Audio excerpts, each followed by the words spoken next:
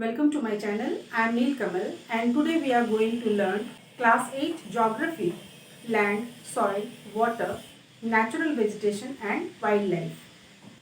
इस चैप्टर का एक वीडियो मैंने ऑलरेडी पोस्ट कर दिया है, साथ ही साथ इस चैप्टर से रिलेटेड बहुत सारे शॉर्ट्स डाले हैं, वो भी आप देख सकते हैं क्योंकि वो बहुत ही इंफॉर्मेटिव हैं। फ्यू सेकेंड्स में काफ़ी बातें कह दी गई हैं, इसीलिए ज़रूर उन शॉर्ट्स को देखिए। मैं लिंक भी प्रोवाइड कर दूंगी डिस्क्रिप्शन बॉक्स में। और साथ ही साथ हम इस चैप्टर के नेक्स्ट सब टॉपिक की तरफ बढ़ेंगे और वो है सॉइल। सॉइल से जुड़ी हुई कई बातें हैं। सबसे पहले तो बात कर लेते हैं सॉइल प्रोफाइल की, कि सॉइल एक्चुअली होता क्या है और इसकी बनावट किस तरीके से होती है। तो चलिए देख लेते हैं क्या क्या होता है इसमें। सबसे पहले जो नीचे है वो पेरेंट रॉक होता है।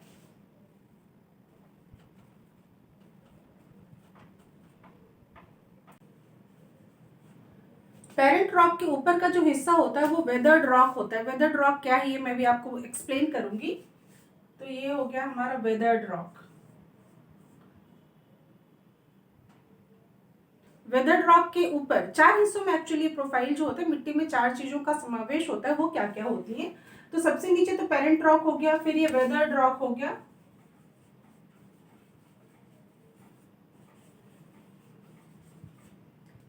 इसके आगे सब सॉइल कहलाता है। सब सॉइल,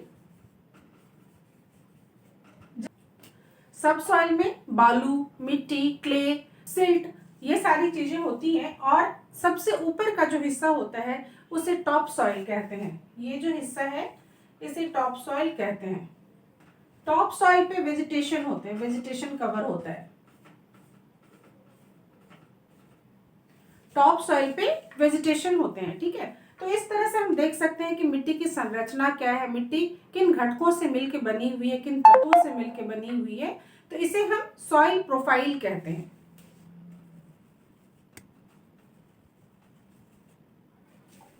ये तो मैंने बता दिया कि इसे सॉइल प्रोफाइल कहते हैं, पर मिट्टी दरअसल क्या है? मिट्टी जो है, आप देखेंगे कि जो हमारा लिथोस्फीयर है, जो हमारा लैंड है, लैंड के ऊपर एक पतली परत में कुछ महीन जैसा इसका टेक्सचर होता है, ग्रेनी टेक्सचर होता है और वो पूरे इसमें फैली हुई होती है। वही हिस्सा जो है वो मिट्टी कहलाता है।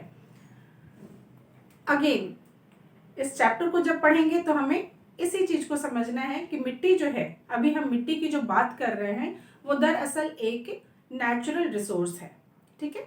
तो नेचुरल रिसोर्स क्या हो रहा है?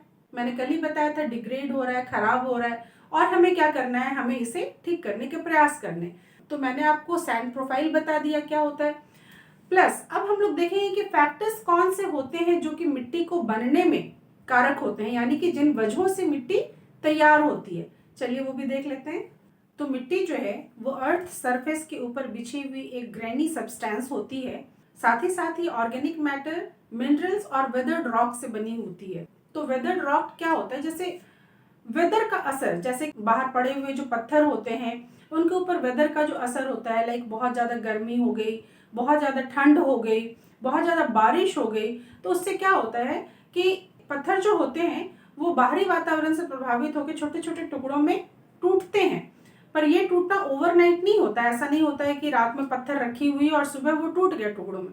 वक्त लगता है, इसमें काफी वक्त लगता है। वो भी एक फैक्टर है जो हम डिस्कस करेंगे सॉइल के फॉर्मेशन में। तो चलिए देख लेते हैं कि सॉइल के फॉर्मेशन में और क्या क्या चीजें होती हैं। सॉइल बनने के लिए, यानी कि मिट्टी बनने के लिए सबसे इंपॉर्टेंट है क्लाइमेट। क्लाइमेट में टेम्परेचर और रेनफॉल, जो मैंने अभी आपको वेदर्ड रॉक बताया वो इसी से रिलेटेड है, क्योंकि ये क्या करता है कि रेट ऑफ वेदरिंग को प्रभावित करता है।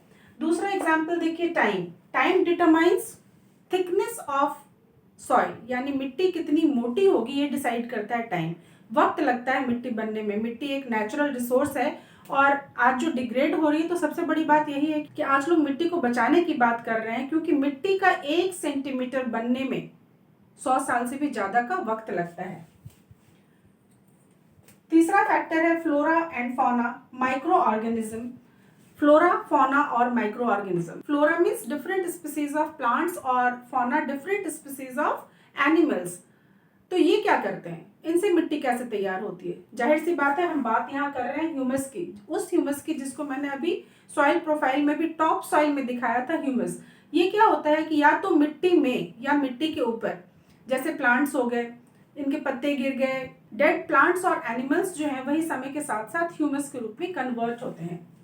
इसके बाद देखिए रिलीफ में आपका आता है एल्टीट्यूड और स्लोप। एल्टीट्यूड और स्लोप, तो एल्टीट्यूड और स्लोप में क्या है कि जाहिर सी बात है, जैसे माउंटेन है तो माउंटेन के ऊपर यदि मिट्टी होगी, माउंटेन के ऊपर यदि किसी तरीके का बैरियर नहीं बनाया जाएगा तो मिट्टी जो है वो बह के निकल जाएगी। सबसे बड़ा थ्रेट ही यही है, सॉइल इरोजन और सॉइल डिप्लेशन जो हो रहा है, यही आज के समय में एनवायरनमेंट के लिए बहुत ही बड़ा खतरा है और हमारे सामने चुनौती है कि कैसे इस चीज को रोका जाए। तो ये चीजें डिसाइड होती है मिट्टी के बनने में रिलीफ से। इसके बाद देखते हैं पेरेंट रॉक। पेरेंट रॉक ये डिसाइड करता है, पेरेंट रॉक सॉइल प्रोफाइल में मैंने सबसे नीचे ड्रॉ किया था, और पेरेंट रॉक वो होता है जो ये डिसाइड करता है कि मिट्टी का कलर कैसा होगा, मिट्टी का टेक्सचर कैसा होगा। जैसा कि हम सभी जानते हैं कि मिट्टी जो है वो अलग अलग कलर की होती है, जैसे रेड सॉइल होती है, ब्लैक सॉइल होती है, लेटराइट होती है, तो अलग अलग डिफरेंट काइंड्स ऑफ सॉइल होते हैं जिसको डिसाइड करता है पेरेंट रॉक। पेरेंट रॉक ये डिसाइड करता है कि कहाँ की मिट्टी किस कलर की होगी। तो हमने देखा कि सॉइल प्रोफाइल किसे कहते हैं और सॉइल के फॉर्मेशन में कौन कौन से मुख्य एजेंट होते हैं, मुख्य तत्व होते हैं, और सॉइल के बनने में यानी 1 सेंटीमीटर सॉइल को बनने में तकरीबन 100 साल से भी ज्यादा का वक्त लग जाता है। आज क्या हो रहा है, आज मिट्टी डिग्रेड हो रही है। देखिए सीधी सी बात है, लैंड के ऊपर का सरफेस है, लैंड डिग्रेड हो रहा है तो मिट्टी साथ ही साथ डिग्रेड हो रही है, मिट्टी का क्वालिटी खराब हो रहा है। वजह, सबसे बड़ी वजह तो पॉपुलेशन है, क्योंकि ग्रोइंग पॉपुलेशन और उनकी ग्रोइंग डिमांड के बीच प्रकृति को सुरक्षित रखना बहुत बड़ी चुनौती बन गई है। और मिट्टी जो है वो एक नेचुरल रिसोर्स है, तो इसे कंजर्व करना हमारी सबसे बड़ी ड्यूटी बन गई है। तो जो सॉइल इरोजन है, सॉइल इरोजन और सॉइल डिप्लीशन जो है ये सबसे बड़ा खतरा है। इसे रोका कैसे जाए?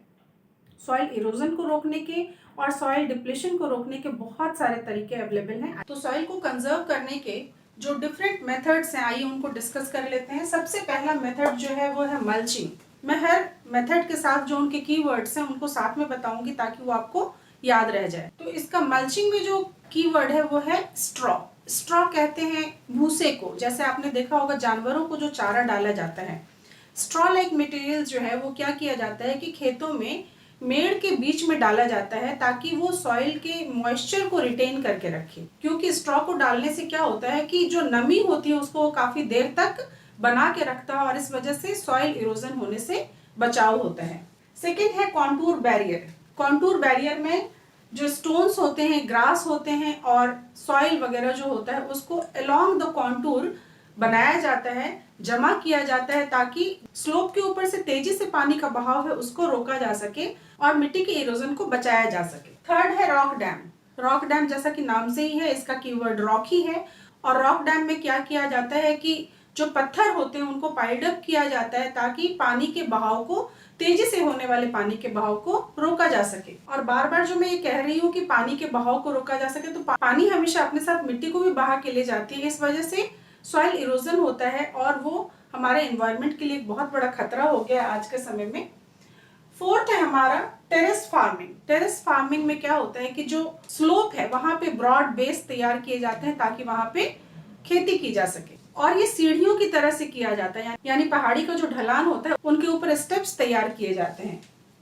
इसके बाद इंटरक्रॉपिंग। इंटरक्रॉपिंग में है अलग अलग तरह के फसल साथ साथ बोए जाते हैं। इंटरक्रॉपिंग से क्या फायदा हो रहा है, क्योंकि मान लीजिए एक फसल कुछ महीनों में तैयार होती है और दूसरी को थोड़ा ज्यादा वक्त लगता है, तो एक फसल जब कट जाएगी तो भी दूसरी फसल रुकी रहेगी और दूसरी फसल जो है वो मिट्टी को पकड़ के रखेगी। क्योंकि पेड़ लगाने से क्या होता है, क्यों हम लोग मिट्टी को बचाने के लिए पेड़ लगाने की वकालत करते हैं, क्योंकि पेड़ जो है वो मिट्टी को जकड़ के रखती है अपनी जड़ों में और इस वजह से मिट्टी सुरक्षित रहता है। तो इंटरक्रॉपिंग एक मेथड है जिसके द्वारा सॉइल इरोजन को रोका जा सकता है। नेक्स्ट है कॉन्टूर प्लॉइंग। और कॉन्टूर प्लॉइंग जो है ये एक नेचुरल बैरियर तैयार किया जाता है, क्योंकि स्लोप के ऊपर क्या होता है कि पानी तेजी से ना गिरे, इसीलिए वहां पे प्लॉइंग की जाती है ताकि नेचुरल बैरियर एक तैयार हो सके। इसके बाद आता है शेल्टर बेड्स। शेल्टर बेड्स हमेशा ही कोस्टल रीजन में या फिर ड्राई रीजन में होता है, क्योंकि वहां इतनी तेजी से हवा बहती है कि वो मिट्टी को भी उड़ा के ले जाती है। तो क्या किया जाता है शेल्टर बेड्स में? शेल्टर बेड्स में क्या किया जाता है कि बड़ी संख्या में पेड़ों को लगाया जाता है ताकि हवा के बहाव को अवरुद्ध किया जा सके और वो मिट्टी को उड़ा के एक जगह से दूसरी जगह ना ले जाए और मिट्टी का इरोजन ना हो सके और इस तरीके से मिट्टी का बचाव हो सके। तो ये सारे मेथड्स हैं जिसकी वजह से सॉइल इरोजन को रोका जाता है। तो हमारी ड्यूटी क्या बनती है? हमारी ड्यूटी ये बनती है कि डिफॉरेस्टेशन को रोका जाए, बड़ी संख्या में पेड़ लगाए जाएं।